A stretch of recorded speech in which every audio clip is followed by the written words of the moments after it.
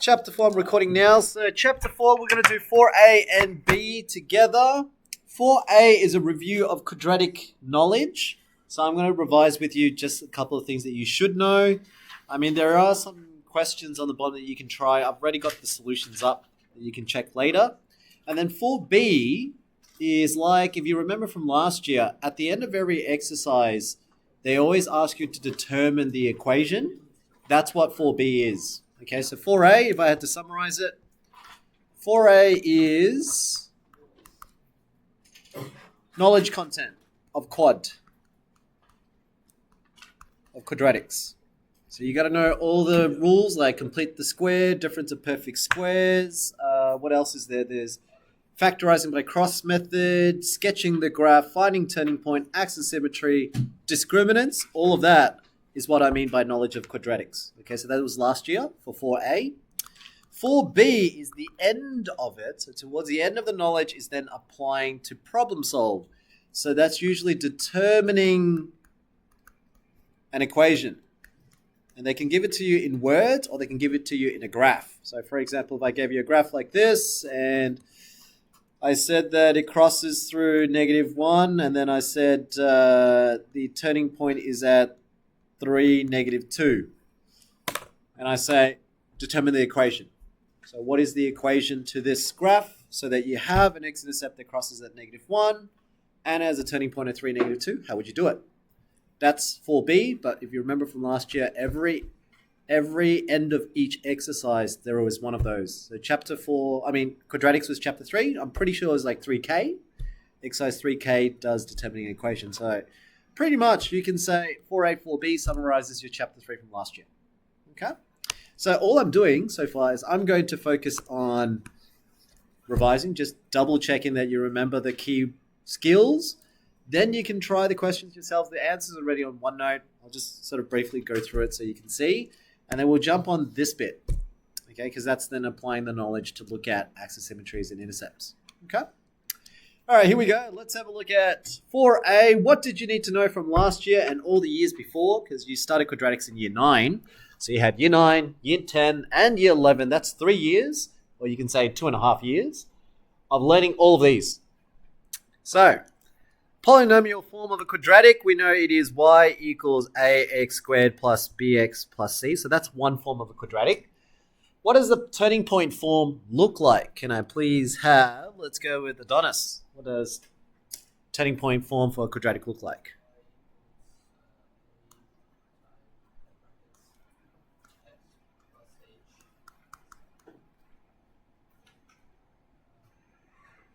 Yeah. It doesn't matter what these two are. Usually you see it in textbooks minus h and then plus k. The reason why they do minus h because they want the turning point to have a positive h. But really, if you had plus h there, then you know it's a negative h for the turning point, which is what I wanted to highlight here. As long as you understand transformations, whether you put a minus or plus, it doesn't matter. The point is, if we do it a plus, like Adonis said, then the only difference is the turning point is instead of it being hk, it will be now negative h. K, because that would imply moving to the left and then going up by K. All right. So I've put a little gap here because it had to remind you of reading dilation, horizontal translation, vertical translation, and technically reflection can come there, and technically another reflection can go there as well. Okay. So just learning how to read transformation in a turning point form, which was our last exercise that we did so far. Then what is the factorized form? So you got a polynomial form, you've got a turning point form. Then what is a factorized form? Let's go with Sarush.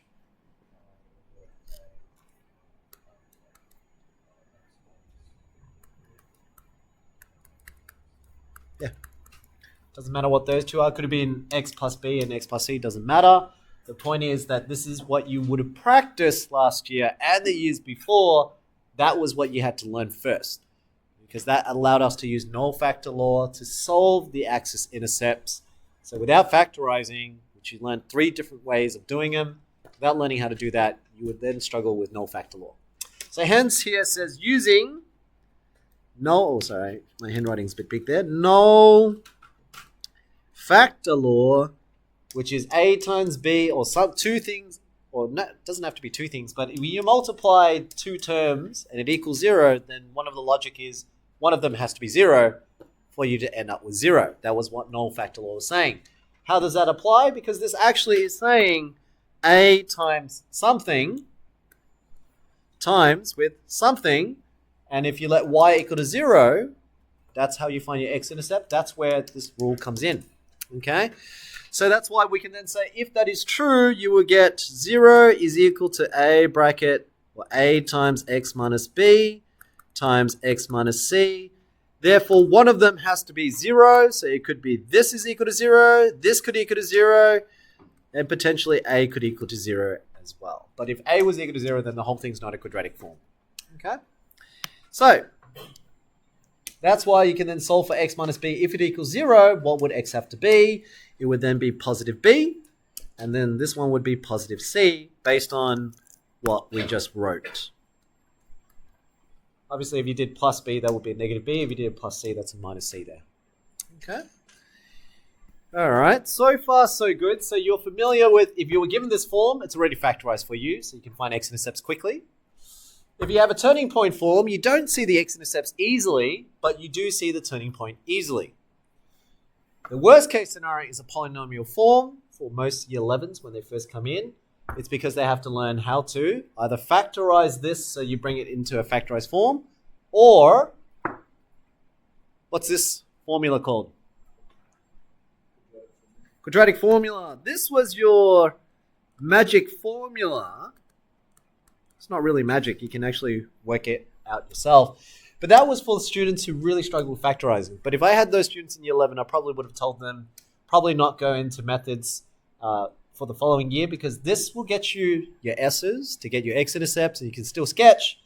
But the factorize is the algebraic component you need for cubics and then everything else. So usually students who struggle with the first one will have struggled everything else that I'm saying here. Okay? But that was a formula to find x-intercepts. That's what it was for. Okay? And so you had to know these two forms, and you can also find the x-axis symmetry. There was a rule that I didn't prove to my class until the very end, until you learn derivatives. What was that rule to find the axis of symmetry again? Anyone? No, hands up. Axis symmetry. Sorry. I said hands up, but thank you, Suresh. And Charlie, was that what you were about to say? All right, negative b over 2a. And again, finding the derivative of your polynomial, find when the derivative equals 0, which is a stationary point. That's how you can find x equals negative b on 2a. Now, so we talked about going from polynomial form to factorized form. There's a couple of skills you would have learnt. You learnt cross method. That's one of them, which is the main one. What's another one? What's another way to get a factorized form? Just trying to revise through all the skills you should know. So there was cross method. There is also, starting with D.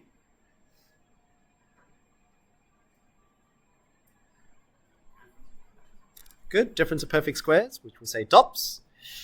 And then the last skill, which a lot of students usually don't like, starting with C.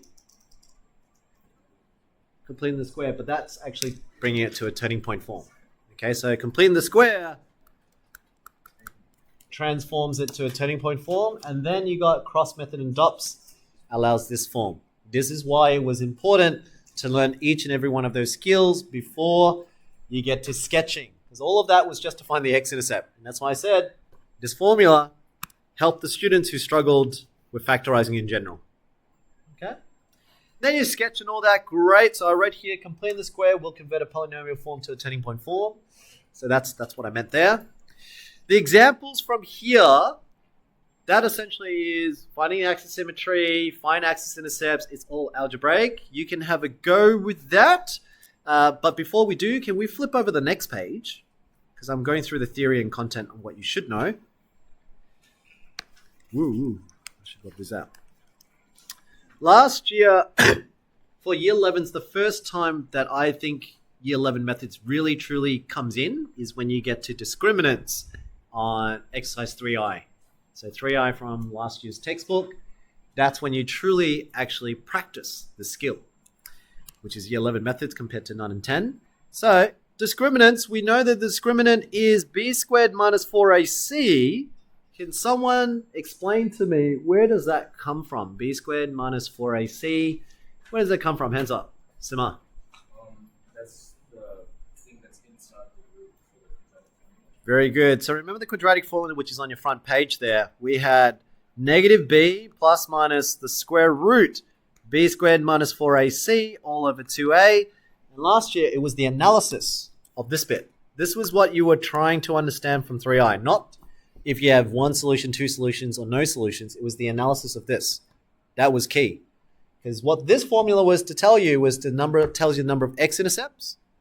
Number of x-intercepts depends on what you're square rooting. Because if you can't square root a number, and when does that occur? When can't you square root a number? Negative.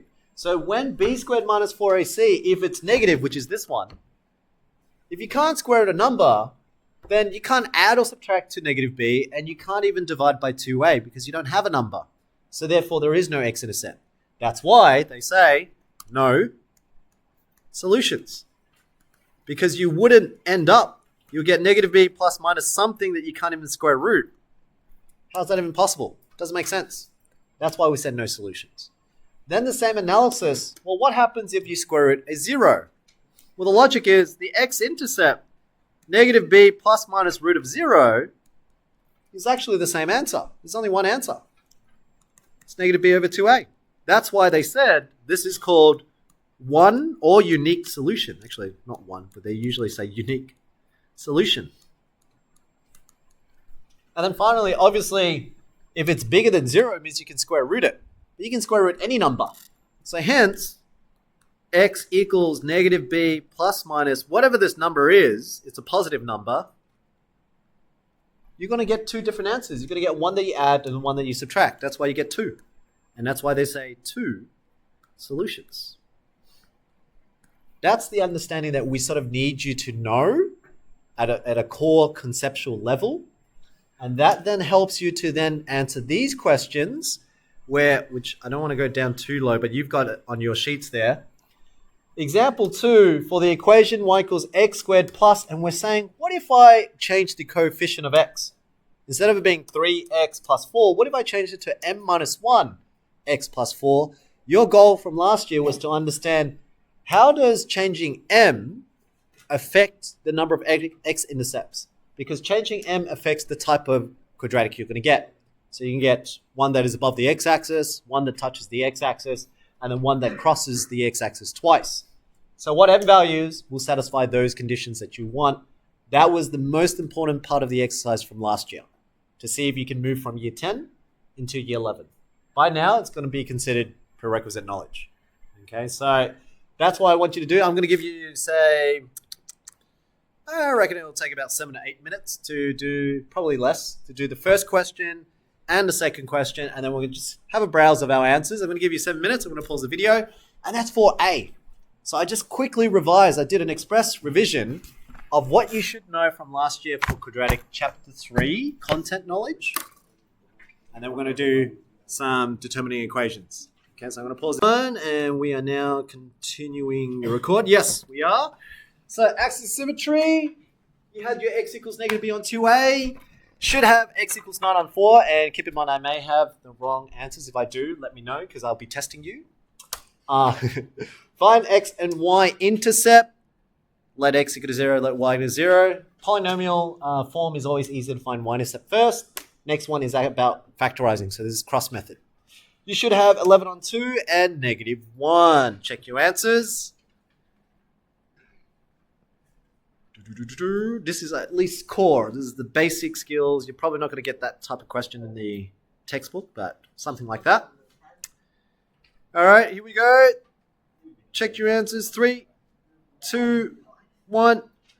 All right, we scroll down. Let's say you did get the x-intercept or y-intercept, and then you got your x-axis of symmetry, the equation of the axis of symmetry. Then you technically can substitute the axis of symmetry and find the turning point.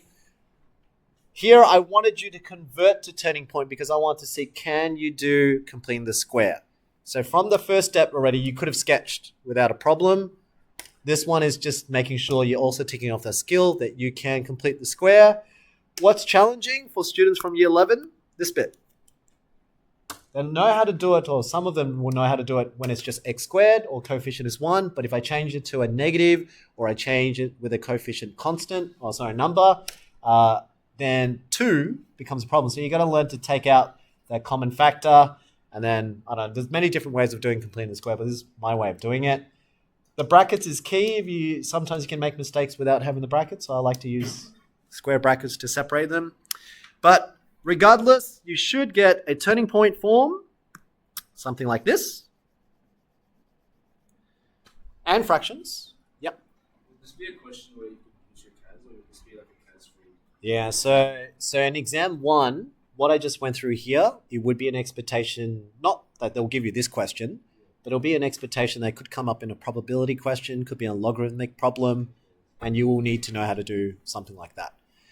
So it is an expectation. Your fractions have to be strong, which funny enough, in the years that I've been teaching, which now is in my 15th year, and even during my high school, all the reports, end of year reports, says Victorian students struggle with fractions, surds, decimals. Those are like the same ones every year, and we try to change that every year, but we can't, because fraction is just one of those things kids hate, and so they never truly really learn it. So that is one that will always be in the exam. So don't always expect your answers going to be nice whole numbers in the exam. In fact, you should expect fractional answers. So for exam 1, if your goal is just to get between, well, what's the average? So from 30 minus 7, so 23 to 37, somewhere there, just trying to be between that. Getting your exam 1 is the first step. You can't do exam 1. It's probably already saying you're going to be below 30. That's how it is. Okay. So getting exam 1 down means learning your basic skills, the stuff that I'm going through now. All right. So then you sketch the graph, label the turning point, axis, intercepts.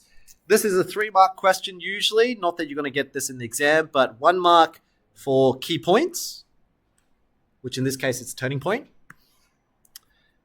2 axis intercepts. And usually 3 is shape. So how you draw a shape. If you did that little fluffy thing that hopefully your teachers told you not to do, if you did that, you'd lose a mark. Okay, so if they see something like this, it's not an art class. It is 1 nice smooth curve. Those are general guidelines for 3 marks. Okay, key points could be asymptotes, equations of asymptotes is usually one of them, or inflection points, etc. All right, let's have a look at the second one. So this one now is 3i from last year.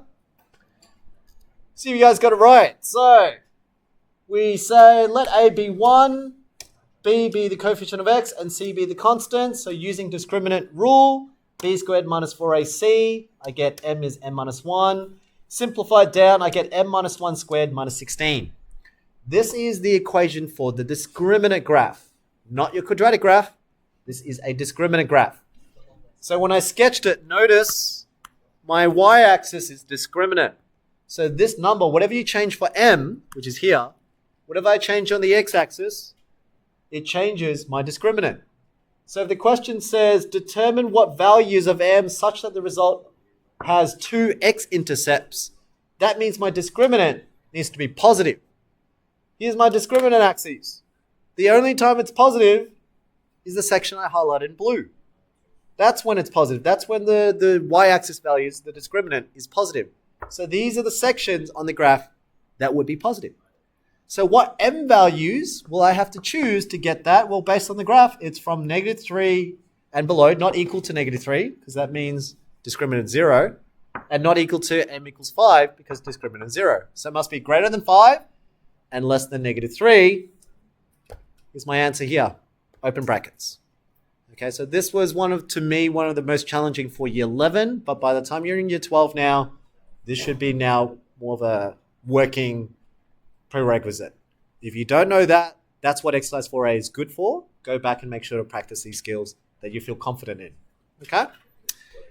All right, that's 4A. Does that give you a nice sort of overview of chapter 3 from last year, or technically quadratics, what you need to know? Yeah, so you decide how much of 4A you need to do. I'd say make sure to get that down, because that tells me a lot about you already. Yeah, so if you can do this, you can think hypothetically, you can sketch a graph, you can analyze, and you can write your interval domains. Yeah, less so just factorizing, solving. I don't care about that. This one tells me a lot more. Yeah. All right, team. Let's now jump to the next part, which is 4B. Let's have a look at what 4B is about then. 4B. Here we go. 4B 2026. Let's move this one up. Let's change all of this to 14. That's a bit too big. 14. There we go. All righty.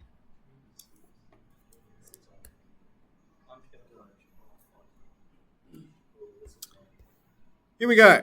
So, last year, exercise 3K says determine the equations. They gave you a whole bunch of equations to memorize. I taught my class not to memorize those equations, but I taught them to visualize 3 key things. So this is the possibilities you get from 3K last year. So year 11 knowledge. So these are the possibilities of writing your quadratic equations. There's just too many to memorize. So to me, I've split it up into 3. Fill these 3 in. You either have a graph or information where they don't tell you x-intercepts. Then you have to use the polynomial form. They might tell you one x-intercept or a turning point. So if they gave you a one x-intercept or a turning point's key, you use turning point form. And the last one, you either get 2 x-intercepts then. If they do give you that, then you use the factorized form, because that will allow you to know what the 2 x-intercepts are. So this quadratic either has no intercepts, 1 intercept, which usually means that it's a turning point, or it has 2 x-intercepts. That's the only 3 scenarios that you have. So who cares about all these? Just need to know these 3, which is what I gave to you in 4A. So polynomial form, turning point form, and then your factorized form. Those are the only ones you need in order to figure out what type of equation you have. So here, what's the tip then? Look at the graph and determine how many x-intercepts have been given to you. That will give you the hint of which one you should start off with. So if you struggled with this last year, and usually your polynomial section, then that's a tip. So let's do an example. Here we go, let's look at the first one. This graph here. A. What information can you see for part A? Can I please have, let's go with Una. Out of the 3. 1 intercept, very good. Because there's 1 intercept, the only type of function you should choose is your turning point form. So use a bracket x minus h squared plus k. Very good. So now I've got my form. What is my turning point in this scenario? Let's go with Leo. 0, 0 is my turning point. So therefore h has to be 0. K has to be 0. Doesn't move left or right. Doesn't move up or down. So already your equation now becomes y is equal to a times x squared, and the plus k disappears because the 0 zeros are there. How do you find a? What do you have to do now? You need another piece of information to solve for a. Let's go with Krish. Yeah, sub in a point. They gave you 2, 5, so that's where you sub in 2, 5, and you get 5 is equal to a bracket 2 squared, and you get a equals 5 on 4. I skipped a few steps there, but hopefully you can follow. Square root of 2 is 4. Divide both sides by 4. And then that's how you determine an equation. So that was last year's stuff. Yeah, so you can see how I did it. I just determined how many intercepts they've given me. Same thing with this one. Even though the graph shows that it crosses twice, I don't know what those intercepts are. So I can either go back and do a polynomial division, a polynomial form, but that requires A, B, and C. I need to have 3 information points. They only gave me 2. So that would be a problem because I don't have enough information to figure it out. But the best one at the moment is I luckily have a turning point. That's why I use the turning point form. Can you see how my thinking and logic goes through? I choose it based on the information they've given me. So yes, there is 2 x-intercepts, but I don't know it. I can use a polynomial form, but there's 3 things I need. This one doesn't give me enough, so this one's a turning point. So that's why I'm going to use turning point form again. Y equals a bracket x minus h squared plus k. Turning point is 0, 3, so that means h is 0, k must be 3. And you're back to the same thing again. Y equals x squared plus 3. And sub in -3, 1 to find a. So I'm just going to say here sub -3, 1 to find k. Find a. Okay. All right. Now I'm going to call out some of you, and you're simply going to tell me which one of these 3 you're going to use. So you're going to use polynomial function, turning point form, or factorized form to solve the problem, okay? So here we go. Flip over the next page. Oh, wait. Oh, I got the answers here. I'll just rub it out. Hopefully you didn't see it. Ah, there we go. Here we go. Example 2, a parabola has x-axis intercepts 3 and 4, and it passes through the point 124. So you have to visualize this, and then you tell me which form do you use, Samar? Factorized form, because? You have 2 x-intercepts. Very good, 2 x-intercepts. They already told us we've got 2 x-intercepts. What are the 2 x-intercepts? Let's go with... Who have I chosen? Let's go with Jacob.